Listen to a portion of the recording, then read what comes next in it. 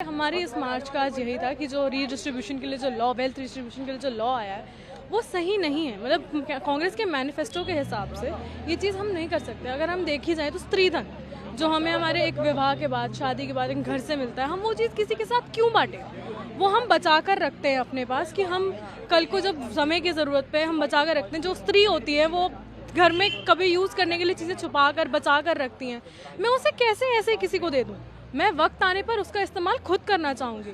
मैं अपनी चीज़ किसी के साथ क्यों बांटूँ, किसी एक ऐसे व्यक्ति के साथ क्यों बांटूँ जिससे ना मेरी जान ना मेरी पहचान? मैं कैसे अपनी एक ऐसी चीज़ को जाने दूँ अपने हाथ से जो मेरा हक है? मुझसे ना कोई सरकार छीन सकती है, ना कोई व्यक्ति छीन सकता है। मैं उस चीज़ को अपने हाथ से जाने दूँ, मुझे नहीं लगता कि ये एक सही चीज़ है। और ना ही एक यूथ होने के साथ साथ ये चीज़ कहीं से भी आनी चाहिए। मैंने अपनी माँ को ये चीज़ करती देखी है, आने वाले वक्त में मैं भी वो चीज़ करूँगी, मेरे सारे दोस्त भी वो चीज़ करेंगे। मैं नहीं कर सकता मैं ऐसी चीज़। हम अपने हाथ से कैसे एक फ्रीडम, पावर और ऐसी चीज़ों को जाने दें जिन चीज़ों के लिए आज हम जाने जाते हैं, आज का यूथ जिन चीज़ों के लिए जाना जाता है।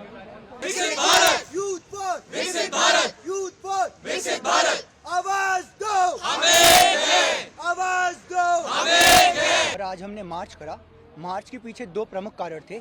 एक, कांग्रेस के मैनिफेस्टो में हमें एक नया शब्द देखने को मिलता है जो कि वेल्थ डिस्ट्रीब्यूशन है, लेकिन ये पहली बार नहीं है जब ऐसा हो रहा है।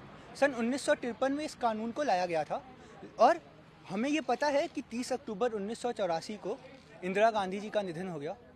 और मज़ेदार बात यह है कि 1 अप्रैल 1985 को इस नियम को राजीव गांधी जी ने हटा दिया, जिसका वर्णन मोदी जी ने भी अपने भाषण में किया है। मैं कांग्रेस से यही सवाल करना चाहता हूं कि क्या ये दोबारा से अपने लाभ के लिए ऐसा कुछ करने का प्रयास करेंगे और इनहेरिटेंस टैक्स को दोबारा से हटा देंगे। अब रही बात वेल्थ रीडिस्ट्रीब्यूशन की, तो ये सुनने में तो बड़ा अच्छा लगता है कि अमीरों से पैसा लेंगे और गरीबों में बांट देंगे, लेकिन इसमें मूल समस्या मध्यम वर्गीय परिवार के लोगों को है, जो बड़ी मुश्किल से किसी तरह से धन अर्जित करके अपने घर का किराया और बाकी जिम्मेदारियों को पूरा कर रहे होते हैं। और उसमें से अगर उनसे धन लेके लोगों में ऐसे ही बांटना शुरू कर दिया गया और फ्रीबीज को कल्चर बना दिया गया, तो देश के युवा को हम क्या साइन दे रहे हैं? और ऐसे तो देश का युवा कामचोर बन जाएगा और काम करके धन अर्जन करने का प्रयास करने के बजाय सिर्फ और सिर्फ मुफ्तखोरी सीख लेगा। इसी वजह से मुझे लगता है कि कांग्रेस को वेल्थ रीडिस्ट्रीब्यूशन को अपने मैनिफेस्टो से हटा देना चाहिए।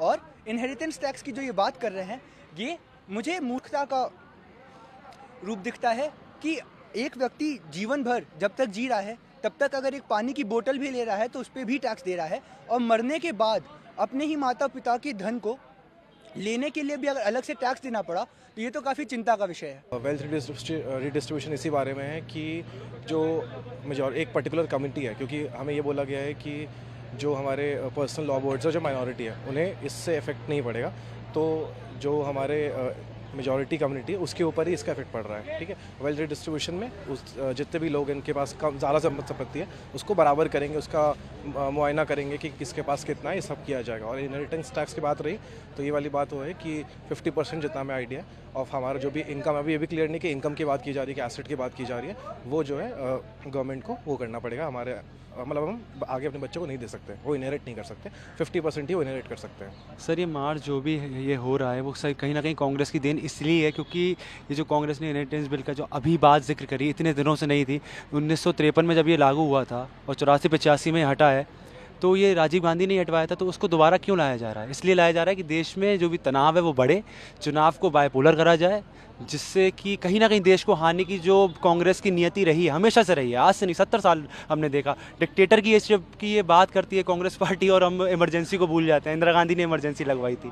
आज यूथ अगर आया है इसके लिए वो कह रहे हैं कि अनएम्प्लॉयमेंट बहुत है देश में, बेरोजगार है युवा, तो युवा उसके लिए क्यों नहीं उधर रहा है? युवा जैसे आज इस टैक्स, इस वसूली के लिए सामने आया, तो ये डेट टैक्स कहा जाता था 1953 में इसे, तो जैसे ये इसके लिए आज सामने आया तो वो अनएम्प्लॉयमेंट के लिए सामने आता, बट वो उसके लिए नहीं आया, क्योंकि ऐसे देश में जो बिंब बनाया जा रहा है ये गलत है, झूठा है। ये हमेशा से कांग्रेस का रहा है। कांग्रेस का मैनिफेस्टो नहीं होता है, कांग्रेस का देश के खिलाफ की नीतियाँ होती हैं। उस मैनिफेस्टो में लिखा होता है कि देश को कैसे तोड़ा जाए, स्टार्टिंग एक से करते हैं, वो अनंत रहती है, क्योंकि ये देश हमेशा डुबाया है कांग्रेस ने। और युवा आया है सामने और इसका बहिष्कार होगा, और जो कांग्रेस गलत कर रही है वो जनता उसे बताएगी।